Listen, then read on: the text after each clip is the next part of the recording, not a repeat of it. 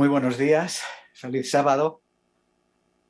Me gustaría en esta mañana dedicar unos minutos a reflexionar sobre el amor infinito de nuestro Dios, reflejado en la transformación de la vida de uno de sus hijos, John Newton, quien nació en Londres el 24 de julio de 1725, que fue criado por una madre ferviente que le enseñó la Biblia a una edad temprana, pero que murió de tuberculosis cuando él tenía apenas 7 años. A los 11, nos dice la historia que comenzó a navegar con su padre, capitán de barco, por todo el Mediterráneo, a través de su adolescencia y juventud. Pero de lengua profana y carácter rebelde, su vida se vio envuelta en múltiples problemas que en más de una ocasión lo llevaron al borde de la muerte. Fue reclutado para el servicio militar en la Royal Navy, de la que desertó tiempo después, pero al ser arrestado en un momento determinado, sufrió el castigo, fue azotado y enviado a trabajar en un barco nada más y nada menos que de traficantes de esclavos, un negocio muy popular en la Inglaterra del siglo XVIII. Fue tratado con mucha crueldad durante bastante tiempo, vivió situaciones de extrema necesidad hasta que fue rescatado por un conocido de su padre para volver otra vez a navegar. El 21 de marzo de 1748, a los 23 años, su barco fue alcanzado por una enorme tormenta y se despertó en la noche cuando su habitación comenzaba a llenarse de agua. Durante varias horas estuvo, juntamente con el resto de la tripulación, intentando achicar agua del barco y colaborar manejando el timón para poder salir y escapar de aquella situación. En aquellos terribles momentos comenzó a pedir auxilio a Dios, pero no sabía cómo orar. Buscó una Biblia y se encontró con una promesa de Jesús en Lucas 11. Pedid y Dios os atenderá. Buscad y encontraréis. Llamad y Dios os abrirá la puerta. Porque todo el que pide recibe, y el que busca encuentra, y al que llama, Dios le abre. ¿Qué padre entre vosotros, si su hijo le pide pescado, le dará una serpiente? ¿O si le pide un huevo, le dará un escorpión? Pues si vosotros, que sois malos, sabéis dar cosas buenas a vuestros hijos, ¿cuánto más el Padre que está en el cielo dará el Espíritu Santo a quienes se lo pidan? Newton pensó, si este libro es verdadero, la promesa en este pasaje también. Y yo necesito ese mismo espíritu, pues Él se ha comprometido aquí a darlo a los que lo pidan. Por eso yo debo orar por Él. Y así Dios cumplirá su propia palabra. Un tiempo después, la tormenta cesó y regresó a Liverpool. Dejó el tráfico de esclavos e, influenciado por John Wesley y George Whitefield, comenzó a conocer a Cristo de una manera verdadera y auténtica y a sentir vergüenza por su pasado como traficante de esclavos. Estudió para pastor y se ordenó al ministerio en 1764 a los 39 años. Para sus predicaciones le gustaba componer himnos en compañía del poeta William Cowper, quien también le ayudaba en su trabajo. Por su especial dedicación, John Newton llegó a ser considerado como el pastor de la nación en la Inglaterra de aquella época.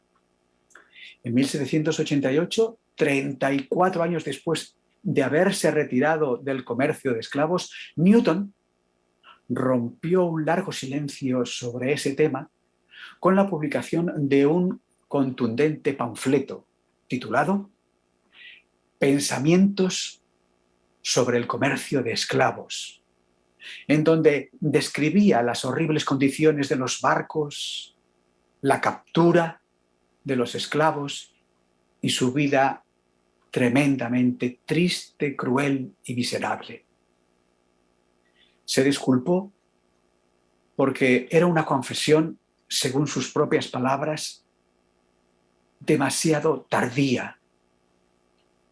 Siempre dijo, será un tema de reflexión humillante para mí, porque una vez fui un instrumento activo en un negocio en el que ahora mi corazón se estremece. Hizo enviar copias a todos los diputados del Parlamento y aquel folleto fue necesario reimprimirlo varias veces. Newton se convirtió en un fervoroso aliado de William Wilberforce, líder de la campaña parlamentaria para abolir la trata de esclavos africanos. Y tuvo la suerte y el privilegio de vivir para poder ver la publicación del decreto para la libertad de los esclavos en 1807. Pero aparte de su trabajo como activista social, John Newton siempre fue tierno y amoroso con todos. Amaba tanto que convirtió su casa en un asilo para aconsejar a los desanimados y dar consuelo a los afligidos. Amó a todos sin ninguna pretensión y fue siempre paciente y perdonador, intentando ser un fiel reflejo del amor de su Salvador, al liberarlo de las cadenas de la esclavitud del pecado y de su vida pasada. Una noche, mientras preparaba un sermón para el año nuevo, reflexionando sobre la oración que el rey David hizo a Dios después de que el profeta Natán le diera a conocer la promesa del Señor sobre su descendencia, escribió el famoso himno Amazing Grace, Sublime Gracia. Muchos lo consideran el himno más famoso de la historia, grabado más de 3000 veces y cantado al menos 10 millones de veces al año, tan solo en los Estados Unidos. Su letra la conocemos todos. Dice, sublime gracia del Señor, que aún infeliz salvó. Fui ciego, mas hoy puedo ver. Perdido, y Él me halló. Su gracia me enseñó a temer. Mis dudas ahuyentó. Oh, cuán precioso fue a mi ser y a mi corazón. En los peligros o aflicción que yo he tenido aquí, su gracia siempre me libró y me guiará feliz. Y cuando en Sión, por siglos 1000, brillando esté cual sol, yo cantaré por siempre allí su amor que me salvó. En la matutina en inglés de este año titulada Escucho su voz susurrándome, el día 2 de mayo podemos leer una reflexión sobre lo que Dios nos promete a cada uno de nosotros. Yo nunca te abandonaré. Esa fue el sentimiento de la presencia de Dios en la vida de John Wesley. Muchos buscan a otras personas para que estén allí, junto a ellos. Pero Dios nos dice hoy, yo quiero que descanses en mí, que me busques a mí, porque siempre voy a estar a tu lado. Nunca te abandonaré. He llamado a cada estrella por su nombre. En medio de los océanos, con mi mano, he creado las montañas de la tierra y los tapices de los cielos. Pero aún así, tú eres mi obra maestra de amor. Eres la alegría que conmueve mi corazón. Nunca voy a olvidarme de ti y nunca voy a dejar de llevarte cerca de mí. Siempre vas a estar en mis manos, como aquel a quien amo. Deja que tus desafíos te lleven a una mayor fe. Mi brazo poderoso te dará fuerza. Libérate del dolor, de los malos entendidos y del rechazo. Déjamelo a mí y perdona a todos aquellos que te han herido y así podrás ser libre para vivir, para reír y para amar. No solo soy tu Salvador y Señor, soy tu amigo, eternamente fiel. Yo nunca te abandonaré. Y medita continuamente en mi palabra y en Efesios 3, 14 al 21. Por eso me arrodillo para orar ante el Padre, dice Pablo, de quien toda familia en el cielo y en la tierra recibe su verdadero nombre. A Él le pido que en su infinita grandeza os conceda fortaleza interior a través del Espíritu. Pido al Padre que Cristo viva en vosotros por la fe y que su amor sea la raíz y el cimiento de vuestras vidas.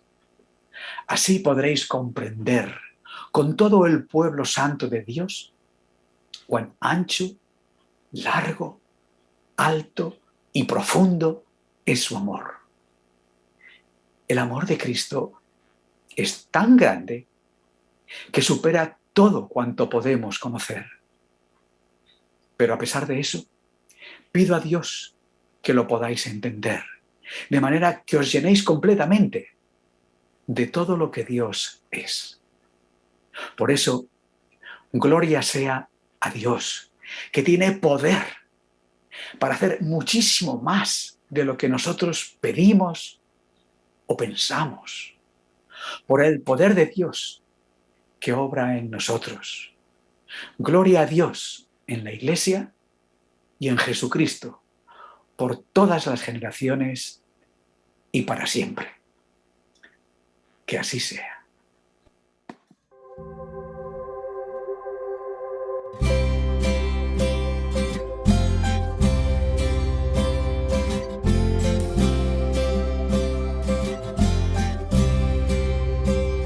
Sublime gracia del Señor, demuestra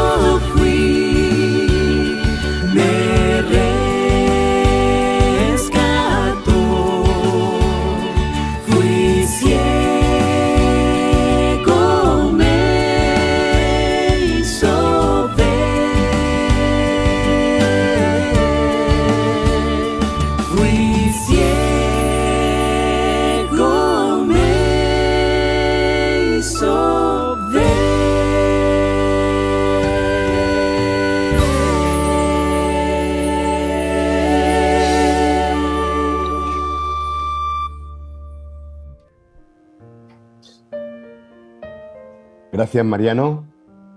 Gracias por la reflexión y vamos a hacer una ronda de algunas cosas que os suscita y que nos ha puesto delante de la mesa. Aquí estamos hablando de una historia de vida, sobre todo de una vida transformada. Hay una cosa muy interesante y es que Newton, este hombre, escribió su propio epitafio, es decir, dejó escrito lo que quería que apareciese en su lápida. Y él dice así, el epitafio que está escrito donde él está enterrado en Olney, una ciudad en el centro de Inglaterra. Dice: John Newton, empleado, una vez un infiel y libertino, un siervo de esclavos en África, fue preservado, restaurado, perdonado y designado para predicar la fe por la rica misericordia de nuestro Señor y Salvador Jesucristo, por la fe que durante mucho tiempo se había esforzado por destruir. ¿Qué os parece la vida de este hombre? A mí me parece una vida preciosa. Hemos empezado esta mañana con una canción de Forgiven, ¿verdad? Que es Perdonado, en la cual cantan Solo tú eres Dios, y tiene que ver mucho con el sentimiento que expresa John Newton, que luego escucharemos en Sublime Gracia. Él se sentía así, se sentía perdonado. Y tal y como dices en el epitafio, Juanfra, no hay nada mejor para saber que uno es perdonado que saber de dónde venías y a dónde te llevó el Señor. Entonces, qué bueno es el Señor con nosotros, qué bueno es sentirse perdonado, sentir su maravilla y su misericordia con nosotros para poder, bueno, dar esa gracia a los demás. A mí me encanta en ese Sublime Gracia que él compondrá, John Newton, esa parte que dice: fui ciego, mas ahora veo, perdido y él me halló. Y así es como en algún momento todos hemos estado. Hemos estado cegados, hemos estado perdidos, pero Jesús se ha cruzado en nuestro camino. Jesús ha tenido por bien estar en nuestras vidas para devolvernos la vista, para devolvernos la paz, la libertad, para hallarnos y para que encontremos el camino de regreso a casa. Jorge. A mí yo creo que vosotros la habréis escuchado, ¿no? La traducción de Amazing Grace, ¿no? Sublime Gracia. Y yo creo que eso resume, ahí él resumió su vida. Y realmente uno nos damos cuenta, yo me di cuenta de un hombre que vivió una vida, ¿no? La de traficante de esclavos, y que de repente ese corazón, con esa semilla que había sembrado su madre, de repente reacciona frente a la existencia de Dios. Y yo lo que quiero resaltar es que en las historias que yo escucho de transformaciones como esta, es el amor de Dios, el amor perdonador, es el principal motor para estos cambios radicales en la vida de una persona. Y es lo que él expresa en esa canción, ¿no es cierto? Y lo vemos después él como un ferviente defensor de ese amor perdonador de Dios, esa gracia sublime, esa gracia asombrosa, que es la traducción más literal, ¿no? Por la cual logró que alguien que se considera así, que había caído tan bajo en el pecado, sin embargo no estuvo fuera del alcance del amor perdonador de Dios. Y yo creo que eso es lo que hay que destacar y rescatar, y que nos puede ayudar a cada uno de nosotros para entender este Dios de amor tan sublime, y que por más que nos equivocamos nunca vamos a estar lejos de su gracia y de su amor perdonador. Hay un tema de lo que aquí ha puesto delante Mariano, de lo que nos ha traído hoy, que tampoco yo quiero rehusarme a tocar, aunque ahora no es el momento, y es el tema de la esclavitud. La esclavitud en la Biblia, que ha servido la Biblia pues incluso para defender la esclavitud, para algunos, y para otros todo lo contrario. Fijaos, la vida de este hombre es muy significativa, como su fe les sirve para ponerse del lado, y toma de su lado su fe y a Dios para abolirla, para hacer una campaña, y toda la trascendencia que tuvo en su época. Sin embargo, hasta no hace mucho, incluso estamos hablando en los Estados Unidos de los años 50 o 60, con la Biblia, el típico cristiano iba convencido de que una cosa era ser blanco y con unos derechos, y otra cosa es ser de otro tipo de piel. Entonces, y eso defendido con la propia Biblia. Nada más lejos de la realidad, no sé si queréis apostillar algo. Es verdad que en la Biblia hay pasajes que en un momento dado, mal interpretados, pueden decir lo que tú quieras que digan. Por ejemplo, estoy refiriéndome en Levítico, hay referencia a la esclavitud, incluso el apóstol Pablo dice que se mete en el ajo con el tema de un amo y su esclavo, pero una cosa es aceptar lo que está pasando socialmente y otra cosa es defender eso. Podemos poner otros muchos ejemplos, por ejemplo, ¿qué dice la Biblia acerca de la poligamia? Y otros más que hay. No sé si vosotros queréis apostillar algo al respecto, muy brevemente. No era el modelo de Dios. Dios nos hizo libres. Lo que pasa es que Dios trabaja con sociedades y con personas imperfectas. Y dentro de esa imperfección dio leyes para regular y que no se hicieran abusos con esos esclavos. Poco más hay que decir. Para todos aquellos que creían que ser blanco era superior, nuestro Señor no era blanco. Claro. Y aparte Dios, cuando ya Israel estaba en el desierto, había salido de Egipto, Dios les recordó a ellos: vosotros fuisteis esclavos en Egipto, recordáis cómo fuisteis tratados, no fíjate. tratéis vosotros de la misma manera a la gente que no es de vuestra raza. No, evidentemente la esclavitud no tiene cabida en la Biblia, ¿no? Ni ningún otro tipo de discriminación. Eso Dios lo establece claramente, todos delante de Él somos iguales, y Pablo profundiza muchísimo en ese tema, ¿no es cierto? Todos somos uno en Cristo. Por supuesto. Yo La soy prueba- el Señor tu Dios. Yo te saqué de Egipto, del país donde eras esclavo. La prueba es que cuando alguien es transformado por Dios, acaba haciendo como hizo John Newton, declarándose totalmente en contra de Por la supuesto. esclavitud. A mí me gustaría hacer un último comentario respecto a John Newton, porque creo que descubrió o nos plasmó con sus signos algo que es necesario para la sociedad de hoy en día, y es cómo convivir con tu pasado, ¿verdad? A veces nuestro pasado nos lastra, a veces tenemos mochilas que nos pesan, que nos hunden, y él descubrió que se puede convivir con el pasado. Simplemente lo que hace falta es depositar ese pasado en Jesús, vivir bajo la gracia. La gracia es aquella en la que Jesús te dice: te acepto como eres, ven a casa que yo voy a cambiarte. Creo que eso es la mejor receta que podemos dar. Jesús no nos quiere que vayamos a Él perfectos, porque si nos quisiera así, no conseguiría que fuéramos nadie. Jesús quiere que vayamos a Él con nuestros errores, como se acercó John Newton.